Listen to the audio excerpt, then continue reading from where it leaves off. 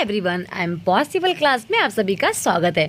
आज इस वीडियो में हम डिस्कस करने वाले हैं 2019 का क्वेश्चन पेपर जो कि है सोशल साइंस का। तो जैसे कि आप लोग जानते ही हैं कि अब ऑफलाइन एग्ज़ाम होने वाली है, तो हो सकता है कि पेपर भी ऑफलाइन ही आए, ऑफलाइन के तरीके से ही आए। तो ऑनलाइन के साथ साथ हमें ऑफलाइन पेपर भी सॉल्व करना बहुत ज़्यादा ज़रूरी है। ओके, तो हो सके तो आप पूरा ऑनलाइन पेपर सॉल्व करें एंड ऑफलाइन पेपर भी सॉल्व करें, क्योंकि कौन से पैटर्न से आएगा ये तो हमें नहीं पता है। वैसे तो पैटर्न तो सेम ही है, ओके, बट अगर आप ऑफलाइन को भी एक बार सॉल्व करते हैं तो ये आपके लिए ज़्यादा बेनिफिट वाला होगा। ओके, तो अगर आप फर्स्ट बार चैनल पे आए हैं, चैनल को सब्सक्राइब कर लीजिए और लाइक कमेंट शेयर ज़रूर कीजिए, ताकि आपको ऐसे ही सोशल साइंस के रिगार्डिंग और हर एक सब्जेक्ट के रिगार्डिंग PYQ एक्सप्लेनेशन मिलती रहे। ओके, चलिए स्टार्ट करते हैं और देखते हैं फर्स्ट क्वेश्चन। निम्नलिखित में से कौन भ्रंशोथक पर्वत है? Means which of the following R block mountain.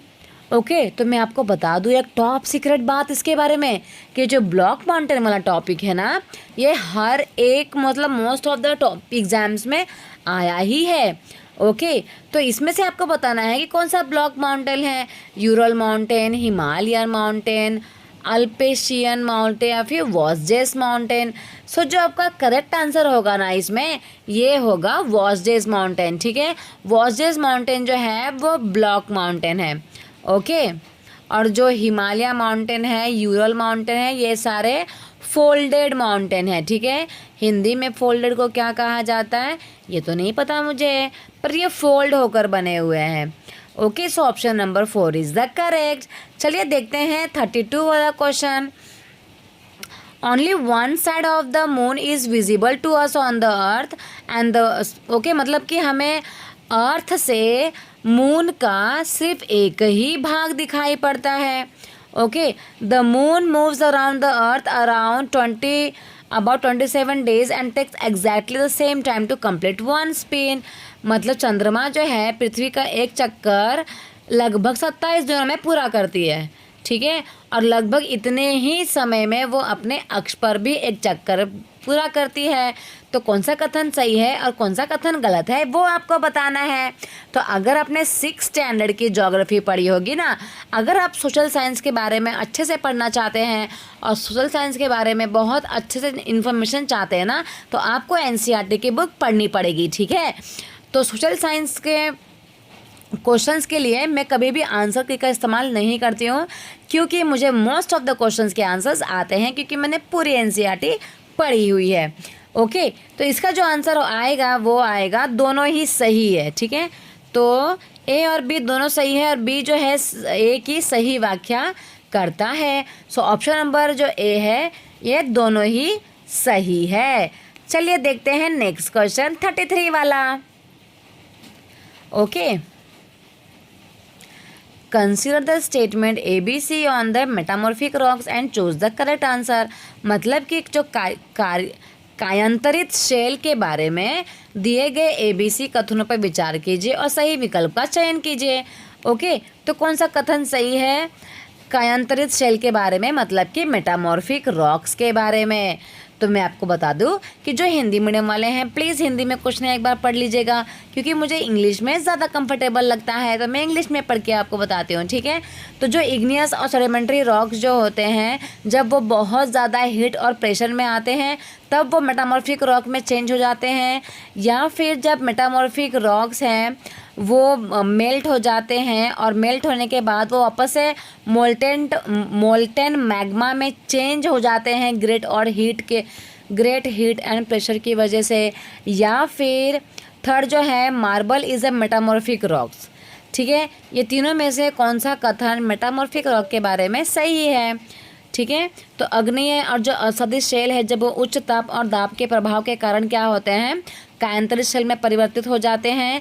या सेकंड जो है कायांतरित शेल जो है उच्च ताप और दाब के प्रभाव के कारण वो द्रवित मैग्मा में चेंज हो जाता है, और संगमरमर एक कायांतरित शेल है। तो देखिए मैं ये टॉपिक अभी स्कूल में पढ़ा रही हूँ, जो कि 7th स्टैंडर्ड के लेसन नंबर 2 का टॉपिक है। ओके, और ये बहुत इंपॉर्टेंट है, बहुत बार आया हुआ है। इसमें तीनों ही सही है, मतलब ABC ऑल और करेक्ट। ठीक है, ऑल करेक्ट है। और इस टॉपिक के बारे में मैं पूरा एक्सप्लेनेशन आपको करवाऊंगी, क्योंकि ये टॉपिक बहुत इंपॉर्टेंट है। कभी कभी इग्नियस रॉक के बारे में पूछा जाता है, कभी कभी सेडिमेंट्री रॉक के बारे में पूछा जाता है, कभी कभी मेटामॉर्फिक रॉक के बारे में पूछा जाता है। तो ये मैं पूरा टॉपिक ही आपको एक्सप्लेन कर दूंगी एक वीडियो में। तो इसके लिए आपको चैनल को सब्सक्राइब करना पड़ेगा और लाइक कमेंट शेयर भी ज़रूर करना पड़ेगा। तो आंसर आपको मिल गया है, ऑप्शन नंबर 3 जो है ABC is the correct answer. चलिए देखते हैं नेक्स्ट क्वेश्चन 34 वाला। ओके, और मुझे ना ऐसे स्मॉल क्वेश्चंस बहुत अच्छे लगते हैं। On enter in which layer of the atmosphere from space to do the meteoroids burn up.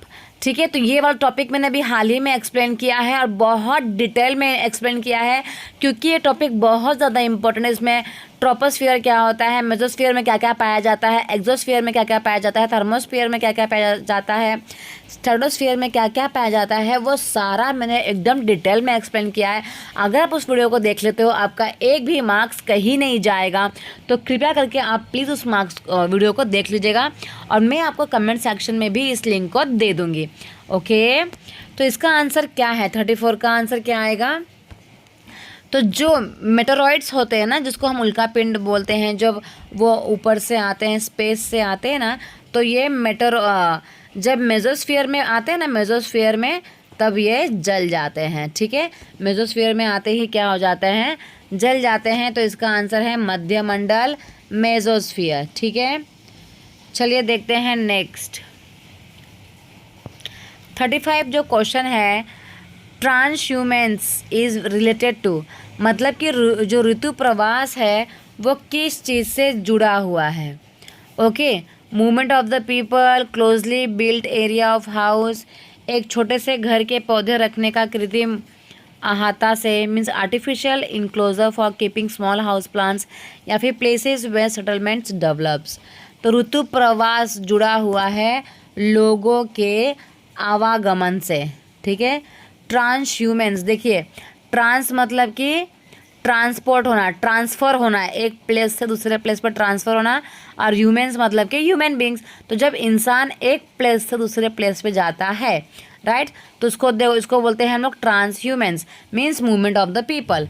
ठीक है, तो क्वेश्चन से ही आंसर निकल के आ रहा है, ऋतु प्रवास किससे जुड़ा हुआ है, लोगों के आवागमन से। ऑप्शन नंबर 1 जो है इसके लिए पूरी तरीके से सही है। ओके, चलिए देखते हैं नेक्स्ट क्वेश्चन 36 वाला। Consider the statement A and B on the permanent winds and the close the correct option. मतलब कि जो स्थायी पवनें हैं, तो स्थायी पवनों के संबंध में A और B पर विचार कीजिए और सही विकल्प का चयन कीजिए। ठीक है, तो these winds blow constantly throughout the year in a particular direction। ये जो पवनें होते हैं ना, वर्ष भर में लगातार निश्चित दिशा में चलती रहती है। या फिर जो वेस्टर्लाइज और जो easterlies are example of this wind, पश्चिम और पूर्वी पवनें जो हैं उनके उदाहरण हैं। तो कौन सा कथन गलत है और कौन सा कथन सही है वो आपको बताना है। तो देखिए, इसका भी दोनों आंसर सही है, A और B दोनों ही सही है। ठीक है, वेस्ट जो पूर्वी और पश्चिमी जो पवनें होती हैं उसके उदाहरण होती हैं, और वो एक निश्चित दिशा में ही चलती है। मतलब जो पश्चिमी हवा होगी वो पश्चिम से ही चलेगी, और जो पूर्वी हवा होगी वो पूर्वी से ही चलेगी। ठीक है, तो ऑप्शन नंबर जो 3rd वन है वो सही है, B, A और B दोनों ही सही है इसके बारे में। चलिए देखते हैं 37 वाला क्वेश्चन। 37 वाला क्वेश्चन ये है कि कंपास जो है ना, ब्राज़ील में घास को कंपास बोलते हैं। ओके, तो llanos in Venezuela are example of. तो जो लैनोस है इन वेनेजुला किसका एग्जाम्पल है वो बताना है। मतलब कि ब्राज़ील के कंपास और वेनेजुला के लानोस किसके उदाहरण हैं। ब्राज़ील में जो कंपास होता है और वेनेजुला में जो लानोस होता है वो किसके उदाहरण है। ओके, तो वो एक पेड़ पौधा के ही उदाहरण है। पर कौन सा पेड़ पौधा, temperate grassland, tundra type of vegetation, tropical grassland, या फिर मेडिटेरियन वेजिटेशंस। क्या होगा इसका आंसर? 37 का आंसर क्या होगा, जल्दी ही बताइए। ओके, तो एक प्रकार का, जैसे कि मैंने पहले ही बताया कि कंपास जो होता है एक प्रकार का घास होता है। तो सही आंसर क्या होगा, ट्रॉपिकल ग्रासलैंड, मतलब कि उष्णकटिबंधीय घास स्थल के मैदान। ठीक है, घास स्थल। तो ये ऑप्शन नंबर थर्ड जो है ये सही है, क्योंकि जो लानोस है और जो कंपोस्ट है वो एक प्रकार का क्या होता है, घास होता है। ओके, चलिए देखते हैं नेक्स्ट क्वेश्चन 38 वाला। तो इसमें आपको बताना है ए और बी में से कौन सा कथन सही है क्लाइमेट के बारे में, जलवायु के संबंध में कौन सा कथन सही है वो आपको बताना है। ओके, सो जलवायु जो क्लाइमेट है ना, डे टू डे चेंजेस होता रहता है एटमॉस्फेयर में, उसे हम क्लाइमेट बोलते हैं। या फिर किसी climate of a place is affected only by it's altitude and relief. जब भी क्वेश्चन में ओनली दिया रहता है तो वो जो क्वेश्चन ऑप्शन में ओनली दिया रहता है ना, तो वो ऑप्शन ऑटोमेटिक ही क्या हो जाता है, नेगेटिव, मतलब कि कट कर देने का ऐसे क्वेश्चंस को। ओके, और जो डे टू डे चेंजेस होते हैं उसको हम बोलते हैं वेदर। ओके, उसको हम क्या बोलते हैं, वेदर बोलते हैं, क्लाइमेट नहीं बोलते हैं। तो ए वाला भी गलत हो गया और इसमें ओनली लगा है। ओके, इसलिए बी वाला भी गलत हो गया, क्योंकि क्लाइमेट जो है उसके बहुत सारे इफ़ेक्ट है चेंज होने के लिए। ओके, सो ए और बी दोनों ही गलत है। तो ऑप्शन नंबर फोर्थ वन, ए और बी आर फॉल्स। अगर आपको सारे क्वेश्चंस के आंसर आ रहे हैं तो आप कमेंट सेक्शन में बता सकते हैं। ओके, चलिए देखते हैं नेक्स्ट क्वेश्चन 39। अभी तक चैनल को सब्सक्राइब नहीं किया है, चैनल को सब्सक्राइब भी कर लीजिएगा। Identify the source of energy from the given features A and B. दिए गए लक्षणों में ए और बी के आधार पर ऊर्जा स्रोत की पहचान करना है। ठीक है, सोर्स ऑफ एनर्जी, एनर्जी कहाँ कहाँ से आती है वो आपको ढूंढना है। यह एक परंपरागत ऊर्जा का स्रोत है, मतलब कि कन्वेंशनल सोर्स ऑफ एनर्जी। यह ऊर्जा स्रोत तब निर्मित होती है जब अपरिष्कृत तेल को धरातल पर लाया जाता है। This source of energy is released when crude oil is brought to the surface. Okay, तो फिर सही आंसर आपको ढूंढना है कि सोर्स ऑफ एनर्जी इसमें से कौन सा है। और इसके बारे में दो चीज़ बताए भी है कि यह एक परंपरागत ऊर्जा का स्रोत है, मतलब कि कन्वेंशनल सोर्स है ये।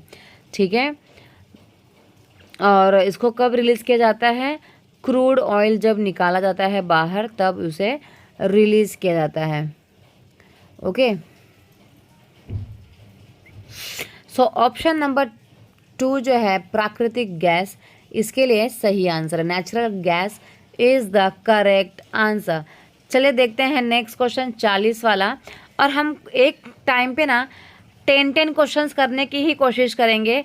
ओके, क्योंकि 30 क्वेश्चंस इतने बड़े हो जाते हैं ना, 60 के जो वीडियोस होते हैं इतने बड़े हो जाते हैं कि बच्चे इसको देखते ही नहीं। और 60 मिनट्स, क्योंकि टाइम भी बहुत ज़्यादा हो जाता है। ओके, तो 10 क्वेश्चन ही करेंगे और आप अपने आप को चेक कर सकते हैं कि आपको कितना आता है। ओके, चलिए देखते हैं नेक्स्ट क्वेश्चन 40 वाला। इंडियाज रिसर्च स्टेशंस मैत्री इज लोकेटेड इन। पता है आपको ये जो टॉपिक दिया है ना, ये 5th के बच्चों को भी है। यस, 5th के बच्चों को है। ओके, बस हमें थोड़ी सी मेहनत करनी है और सीटेट हमारा पास हो जाएगा। ओके, तो इसका आंसर जो आएगा वो है अंटार्कटिका में रिसर्च स्टेशन बना हुआ है, क्योंकि अंटार्कटिका में कोई भी ह्यूमन बींग्स तो रह नहीं सकता क्योंकि बहुत ठंडी रहती है। तो वहाँ पर रिसर्च स्टेशन बनाया गया है और उसका नाम है मैत्री। ठीक है, तो कहाँ पर है ये, हमारे अंटार्कटिका में है। तो इस वीडियो को यहीं पे ख़त्म करते हैं, मिलते हैं नेक्स्ट वीडियो में। अगर वीडियो अच्छी लगी चैनल को सब्सक्राइब कर ले, लाइक कमेंट शेयर ज़रूर कीजिएगा। मिलते हैं नेक्स्ट वीडियो में, बाय बाय एवरीवन। और अगर आप बड़ी वीडियो चाहते हैं तो आप मुझे बता दीजिएगा, मैं लॉन्ग वीडियो भी बना दूंगी। ओके, क्योंकि ज़्यादा व्यूज़ भी नहीं आते बड़े बड़े वीडियोज़ में, तो मेरी पूरी मेहनत वेस्ट चली जाती है। इसलिए मैं शॉर्ट वीडियोज़ बनाया करूँगी 10 क्वेश्चन का। ओके, सो बाय बाय एवरीवन।